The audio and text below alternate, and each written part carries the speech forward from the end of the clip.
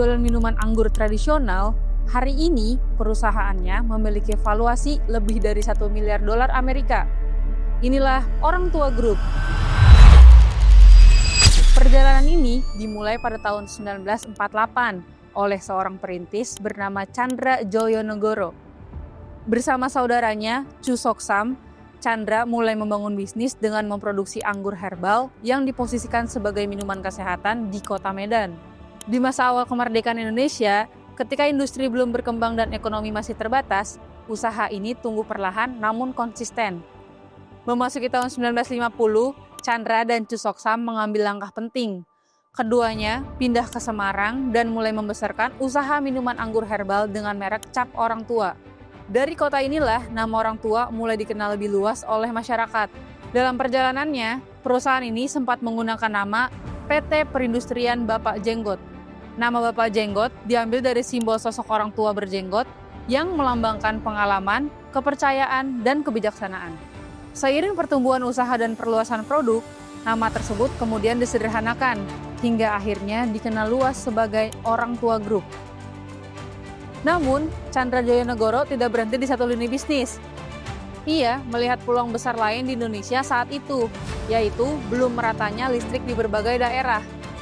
Dari kebutuhan inilah lahir bisnis baterai ABC yang berada di bawah payung ABC Holdings.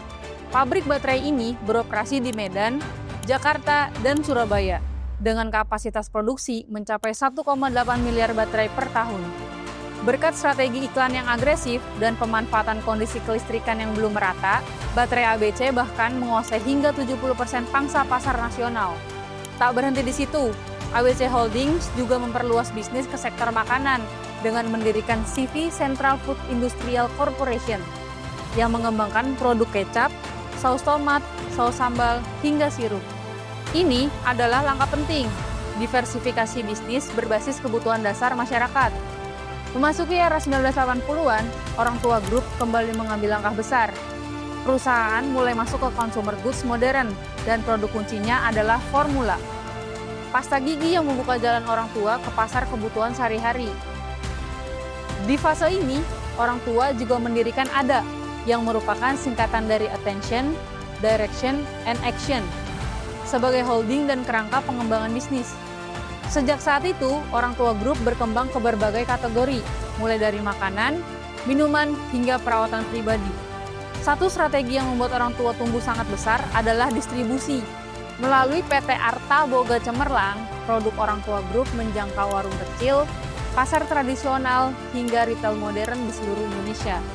Hari ini, tongkat estafet bisnis diteruskan oleh anak-anak Chandra Joyonegoro.